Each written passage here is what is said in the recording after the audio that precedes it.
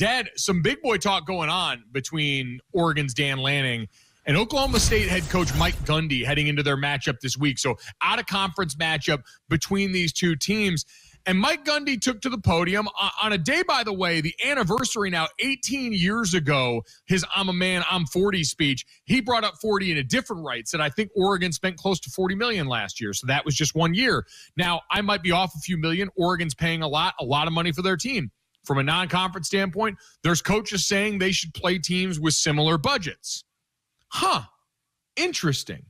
Dan Lanning, of course, had a response when asked about this later on, and brought up the fact that, hey, listen, we're not going to apologize for who we are at this point, right? If you want to be a top 10 team in college football, you better be investing in winning. We spend to win. Some people save to have an excuse for why they don't. I can't speak on their situation. I've got no idea what they got going on in their pockets. Both coaches' dad did the obvious caveat of, I have a lot of respect for Dan Lanning. I have a lot of respect for Mike Gundy.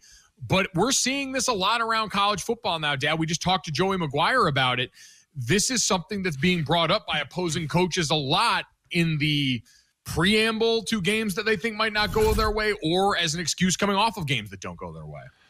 You know who I didn't hear say anything about that, a coach bring up that excuse, was the coach of UT Martin that played Oklahoma State and lost to him 27-7. I didn't hear that coach bring up the amount of money that Oklahoma State was spending as opposed to UT Martin. They just went out and played him and got beat by 20. I mean, I don't want to hear it from Gundy. I don't want to hear it. This is the new way of college football. You've got a guy in T. Boone Pickens who is about as rich a booster as there is in college sports. So I don't want to hear a word. Plus, this is where we are. If you got to spend money to win, it doesn't mean if you buy the best roster, you're automatically going to win, but you're going to put yourself in a better situation. That's life in college football now. No crying. There's no crying. There's no crying in football. So stop it, Mike Gundy. Stop it. Yeah, the late T. Boone Pickens has his name all over some pretty substantial buildings around that campus. And it's a reminder, Dad, we've always done this, right? College football has always been about when schools, rich boosters, decide to get motivated enough to put money into the program. And before, that money came in coaches' salaries, how much they would allow you to spend on assistants, what your big shiny buildings look like, how many slides you could put in your football facility, how big and gaudy your practice facility was.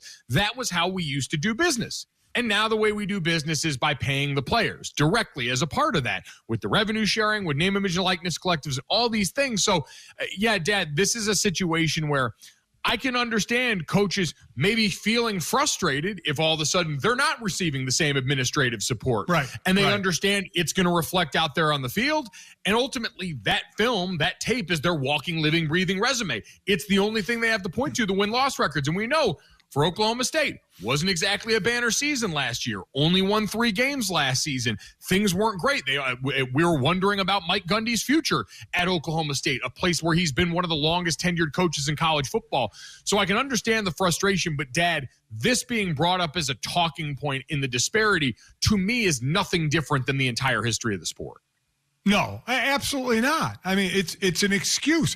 I mean, what are you going to do? Are you going to match up based on money that you get from boosters? Because again, the lawsuit that the players won, I mean, there's the same amount each school can have in their sports budget to spend, and they can choose how they spend it. And then there's NIL deals. So, I mean, are you gonna start listing the amount your roster cost and base your schedule on that? That's ridiculous. It's a ridiculous thought.